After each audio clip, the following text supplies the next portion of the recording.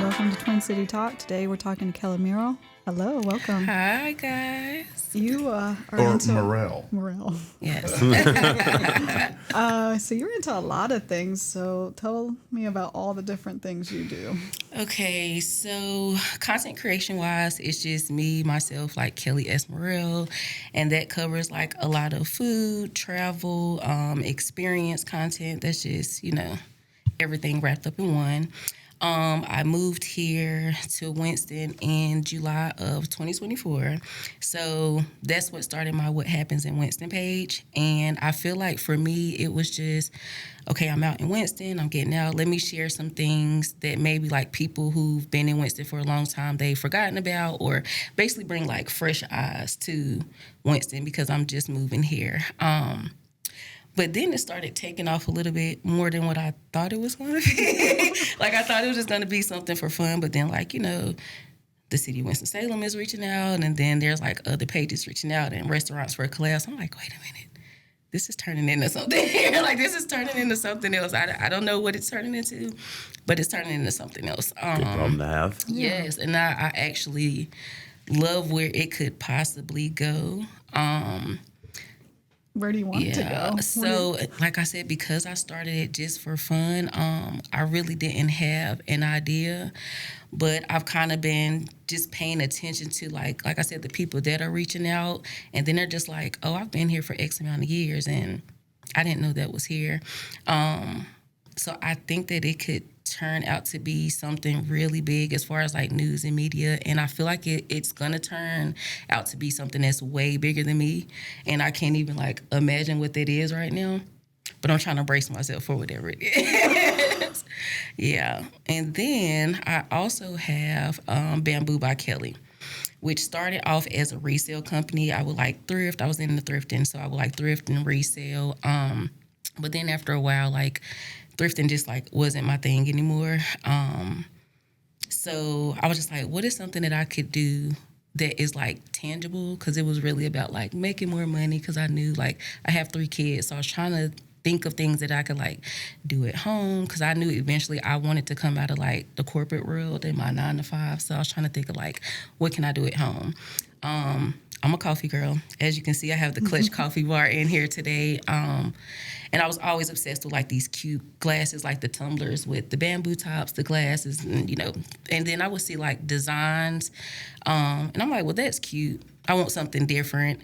Or I feel like I could make that instead of going to pay $20-something. And then I come home and wash it, and the whole design comes off the cup. So that's literally how Bamboo by Kelly started. And I put that up as well. It's just a little hobby, something to do, a little bit of income. And it started taking everything I do. I feel like I started off as an idea, and then it takes off faster than I think it is. And I'm like, are you prepared to start the things that you really start?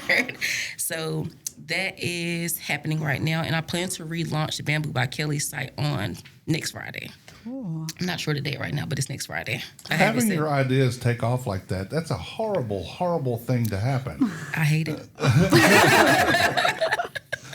No, it's really I don't know if you hear that saying. It was just when you pray for something, it's just make sure you're ready for it. Because some people will pray for things and they get it, and then they're not ready for it and they fuck it up. Yeah. So it's just careful what you ask for. Yeah. So it's just everything now, I kind of put a pause on it, and I had to think about it. And it's just okay, this is taking off more, or not more, but faster than you thought it would, and it's becoming something more than you thought it would. So it's now you really need to write a plan for everything. It's kind of hard to predict, though, When you start something, it's really kind of hard to predict where it's going to go. And that's the fun, it's the excitement of it, especially when you have that as the issue. Things are escalating quickly, and you get to, okay, well, how do I meet this challenge and move forward with it? That's I find that to be the fun, unexpected side of starting something. And then especially when it's one person, you don't have a team yet, and it's just you. And even though you're behind the scenes saying we, there's a team of you, and it's only you. That's the problem that I have. I'll start it, and I'm this is a good idea, it's going well, but then it's just it's just me. And I don't have help, but I'm also not at a point to where like I feel like I need to hire help because you can't pay help right now. You just started. So that was my thing. I put like a pause on it, but I actually have like a plan now. And so I plan to relaunch a lot of things next week. I love your reels, though. Thank you. There's a lot of influencers out there, but you're just different. Thank you so much. You made a reel on the remedy, didn't you? I didn't. Not for my actual page, but I came in and posted a few reels on my story, though. Okay. I'll do like clips. And people always like yell at me because I'll post something on my stories and they're like, why don't you post it on the page? I feel like you hide on your stories instead of posting it on the page. But in my head, I'm like a aesthetic person. So if I go in and do something really fast and it's just like, I'm doing this, put it together on CapCut really quick, it'll go like on the stories.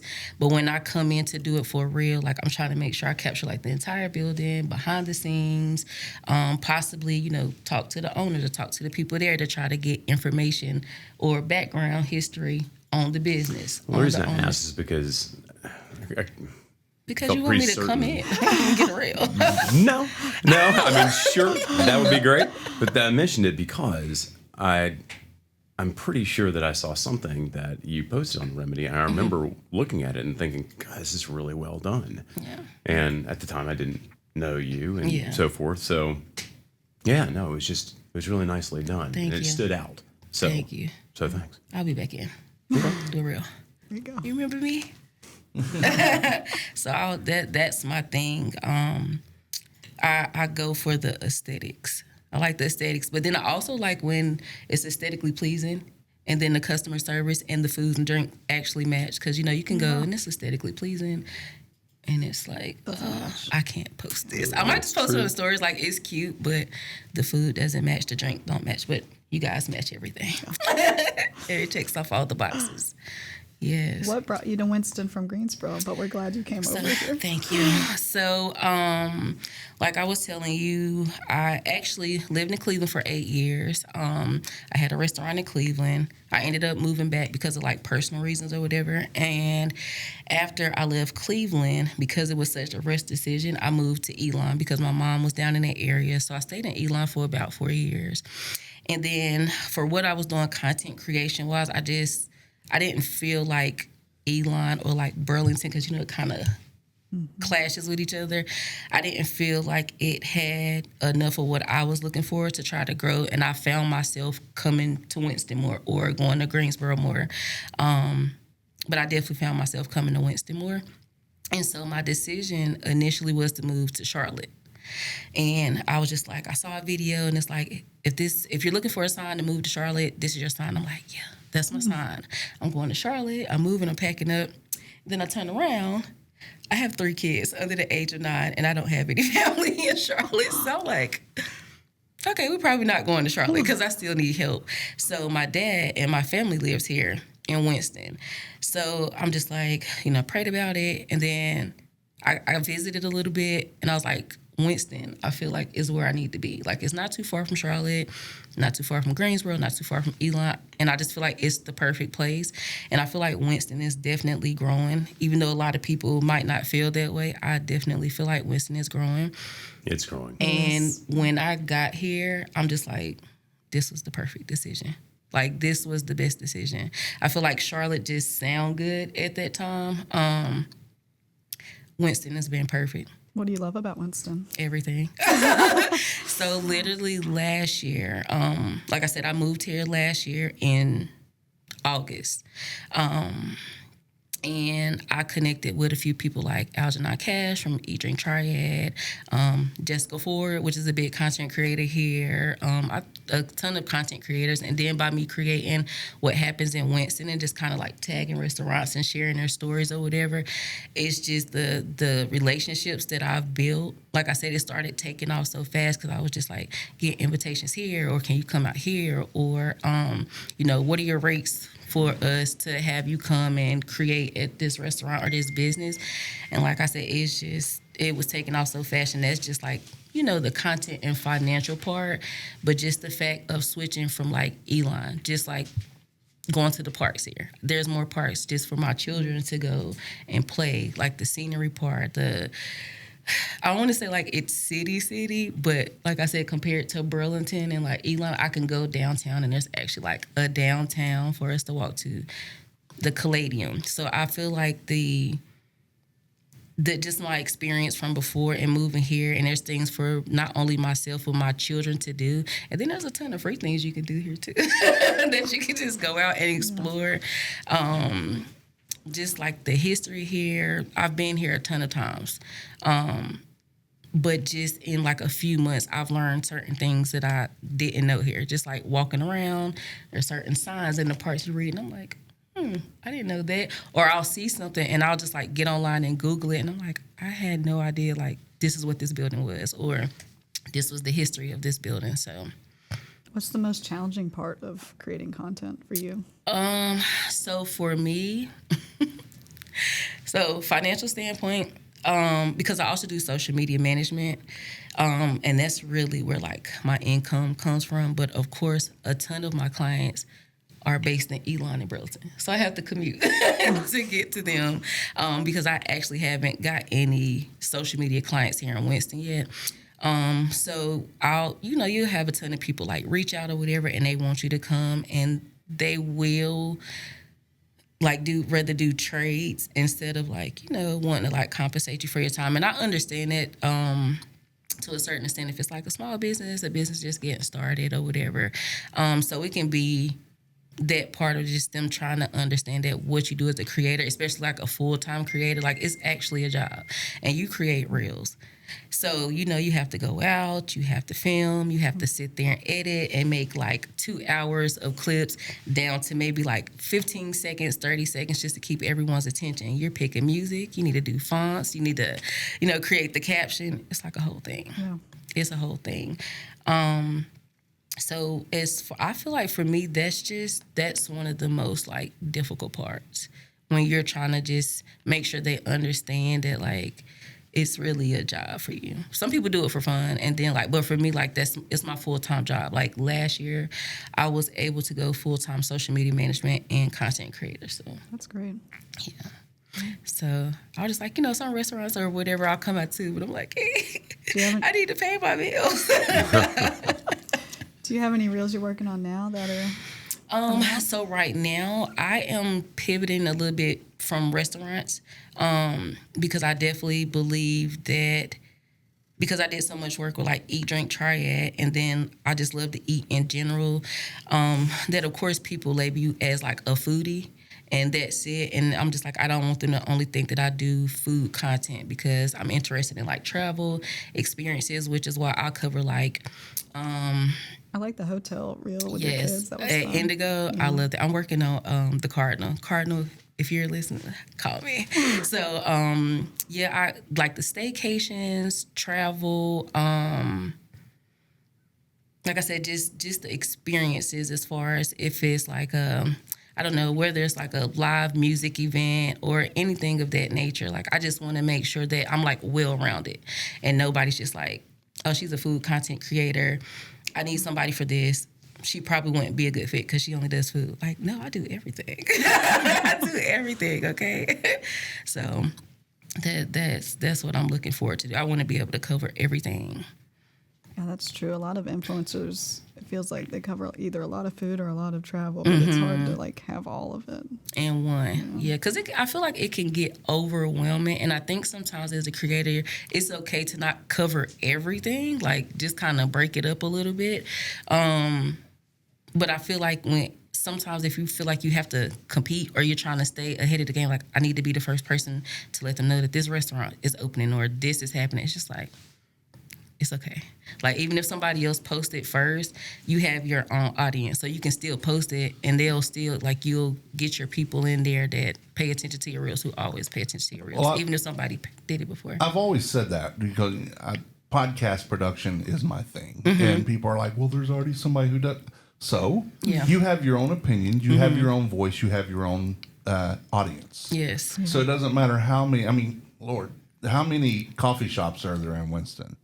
Don't know. Yeah, 2 times. I can tell you exactly 2 times half as many. But there's only one remedy. But there's only one remedy, right? And the there's room for everybody. Yeah. And you do you and stay in your, not telling you to do that, but the thing is do you stay in your lane and do the best you that you can do. Yes. That's what I've had to tell a lot of potential podcasters and those who have actually done podcasts. You know, they're like, well, there's already somebody talking about this. Yes. So it's not you, and it's not your audience that's listening to them. They're going to listen to you. Yes, and sometimes it's rising tides too. Exactly. If you were to listen to somebody talk about one thing and you like that content, or you like what they're talking about, you want to find other sources that do the same. You know, all of you kind of collaborate together, whether you do it knowingly or unwittingly, and it becomes something that it's kind of like, you know, sometimes you go to, I don't know, you know, Charleston or whatever, and you walk down King Street,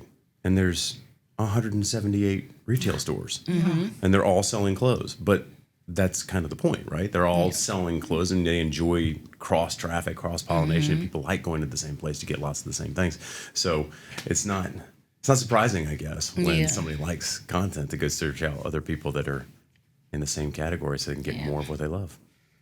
I feel like even with us, it's like we've been out with a ton of like content creators before, and like we all kind of do the same thing, but we all have our different styles of doing it. Like some of us, like for me, I'm more behind the scenes. This is probably the most in front of the camera that I've been. And it was so funny because even when we did our interview with Fox 8 for the foodie segment or whatever, they was like, you know, how did you get comfortable being in front of the camera, XYZ? And I'm just like, I'm not in front of the camera, I'm behind the camera. So, like I said, I like to catch the aesthetics and the video and be more behind the camera. I did see you posted how you want to be more behind or in front of the camera. In front of the camera, So I said that's a 2025 goal, to be more in front of the camera, because I feel like when you are, when you do have like a lot of people coming to your page and you're posting and they're like, I love the content, I love the food, I love, you know, everything that she posts. But it's like, I don't know who that is. Like, if I was to see her, I don't even know who's posting the content. And so I definitely said I would be in front of or working on getting in front of the camera a little bit more, just because I feel like my audience, they do want to like see me sometimes, and they've even like verbally expressed like, we would rather see you in front of the camera sometimes. Like not all the time, but yeah, that's true. Like every when I once do in a while. marketing for businesses, I always tell them they need to occasionally post about themselves and stuff. People want to see who's behind the business. Yeah. And I feel like I should know that, because I'm the same way. Like if I'm following somebody and they post everything or have like, you know, quote unquote a faceless account, I'm just like, I want to know who's behind the account. Like I want to know who's behind the account. But then I do the exact opposite and just like stay in the background. I'm working on it though. 2025, I'm working on it. My first in front of the camera is going to be at Remedy. Oh, there you go. We'll do it together. That sounds like fun. Yes. Yeah, but like I was saying, I just feel like everybody, going back to just like, you know, creators doing the same thing, everybody has a different style. Mm-hmm. And that just goes off, like I said, I'm more behind the camera, and I'd rather create like a lengthy caption sometimes that puts everything, the details, history about the restaurant, what I got, where you can find it in the caption, versus you have people who like are in front of the camera. They do voiceovers, they narrate, and that's just their thing. So it's just like everybody has their own style. I never have the sound on in my camera, so I just scroll past those shit. I do that too, because sometimes if I'm like on my phone, it's probably at a time where I'm not supposed to be on there anyway. So I'm just like, I'll read the caption and see what I can see. And then I'll, you know, look at the comments sometimes and I'm like, people are laughing. Oh, it's not funny. Let me just save it for later and I'll come back to it. Well, that's the beauty of captions now. You know, you don't have to listen to it anymore. But with you, that's like people saying to me, what podcast do you listen to? And my answer is always, I don't. Yeah.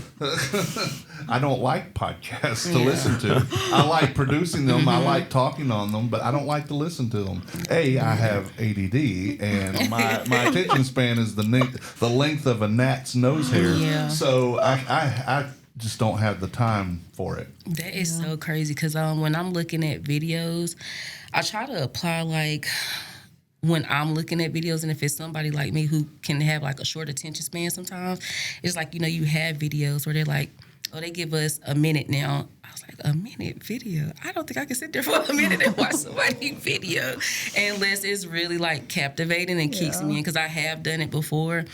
But more than likely, like within the first couple of seconds, I'll know if I'm like about to scroll or not. Yeah, that's like the latest statistics. I think it's 3 seconds is usually what people will watch. Yeah. The average is 3 seconds, or it takes 3 seconds to engage. 3 seconds to That's watch. just- a lot. that's- Yeah. 3. Yep. So you better get that important stuff in those 3 Catch seconds. him right there. Jeez. I mean, and if you look through like when I'm on my accounts and look at the insights and stuff, it does match 3 that. seconds. Like that's usually what people are just 3 seconds and drop off. Yeah. That's bonkers.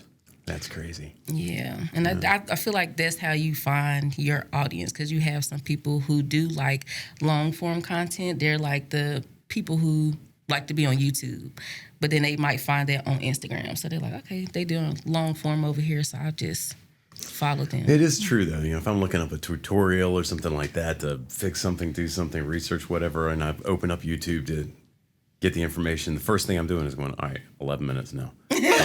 No. Oh, there you go. 4 minutes. Perfect. But, yeah. Click, So I'm click, always get looking for the straight one to that's, it. yeah. Well, a lot of times with those things, too, it's like, okay, thank you for coming to our page. Like, share, follow. So today we're going to be talking, like, where's the content part where you tell me how to do this? Because I'm not smart enough to figure it out for myself. But first, But first, Yeah. make sure you Yeah. comment, like, and subscribe. Yeah. That is too funny. And then like the part 1s, part 2s, like stay tuned. No, put it all in one video, please. Yeah. Put it Oh, in I one can't stand when I get to the end of something and they're like, so the second part is coming next week. I'm like, you gotta be kidding me. I decided for all of this. I'm just trying to get the information. Yeah. Yeah. That I don't is know. I still, too as a funny. writer, I still like reading. So I mean, I like videos Yeah. obviously, but I don't know. I still read too, like instructions. See, I read. do. I like that. I like being able to crack something open, actually physically have it, read through it. Yeah, there's something about tangible, tactile stuff. in this. it gives me the Stop it. Stop. Yeah. Well, how can Yeah. people find out about all these great businesses you have? So I am mainly on Instagram. So my Instagram, my personal handle is Kelly S as in Sam Murrell, Murrell. Then we have the What Happens in Winston page, which is What Happens in Winston. Bamboo by Kelly. And then I also have a social media managed page, which I told you about. And it's called Post Social Code, basically like being the heartbeat of a company's business. And that also, basically everything besides Bamboo by Kelly, I just started last year. Oh, Yeah. So that's Congrats how you on can this find me, great, fast guys. success. Yes, I'm very excited about 2025. Like I said, I think when I first did it, it was just like, it's a hobby. I'm moving to Winston. And I think the Winston came from, I wanted to do exactly what I was doing on my personal page, but I didn't want to just fill my page with strictly Winston, because then I feel like I would lose, like some of my Greensboro people, High Point people. I still have a ton of Cleveland people, South Carolina. So I'm like, I don't want to just only post Winston. So I was just like, let me just create What Happens in Winston, and we'll kind of go from there. Wow. Again, I love it. All your Yeah. content's great. Thank you so Thank you much. for joining us today. Thank you. Nice to meet you. Nice to meet you too, officially. Nice to meet you. Nice to meet you. Well, thanks for joining us today. You can find out more on TwinCityTalk.com. Thank you.